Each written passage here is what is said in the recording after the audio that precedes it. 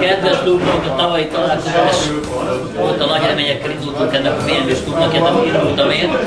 Lettem is egy ilyen BMW beteg, amit ahogy Feri mondaná, aztán mindenki kiderült, hogy nem is BMW klub ez, de hát most már jól van, ez így úgy hiszem. Mindenkinek köszönöm szépen a türelmet, amit velem szemben tanúsít, vagy velünk szemben, bár a Péter azt hiszem, hogy nem csak ott tartozik. Talán gyorsabb mozdult, ígértek gyorsabb tempót nem feltétlenül, megpróbáljuk mással ellensúlyozni. Köszönöm szépen.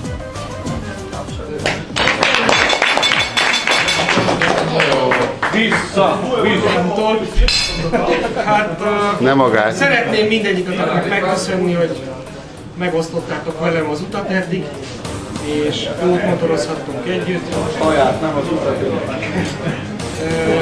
Remélem még sok közös balesetmentes kilométert és nagyon jó motoros élményeket fogunk megélni együtt. Mindenki olyan motoron, ami neki tetszik, teljesen mindegy, hogy zöld az Isten, vagy kék-fehér, vagy akármilyen színű. És kívánok mindenkinek sok balesetmentes közlekedést és jó élményeket. Köszönöm, hogy együtt lehettem.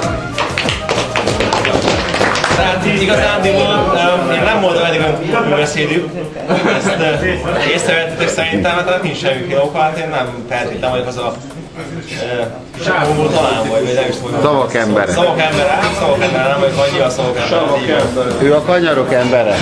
Viszont így van, a kanyarok embere, inkább azt szívesen felvállalom. Hát na most, amíg így gondolkodtam vissza, hogy ez Dadáról volna, jöttünk vissza, azért jó esik ez az egész, egy ilyen érzés, ez az egész klub dolog, hogy az ember egy csapathoz tartozik, és szerintem egy jó dolog, hogy egy ilyen összejöttünk, és egy nagy brigád vagyunk, ez jó, tetszik. Köszönöm szépen nektek! A szerelmet klubunk is. Hip-hop. Vagy legfeljebb egyre.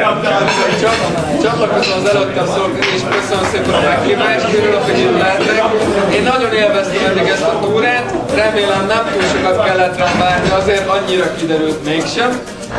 Ezen túl is megígérem, hogy biztos se kell rám várni, legalább egy tankolásnyit, és a következő benzinkúton találkozunk, addig is mindenkinek kellemes balesetmentes kilométereket, és nagyon szép filmeket tettünk.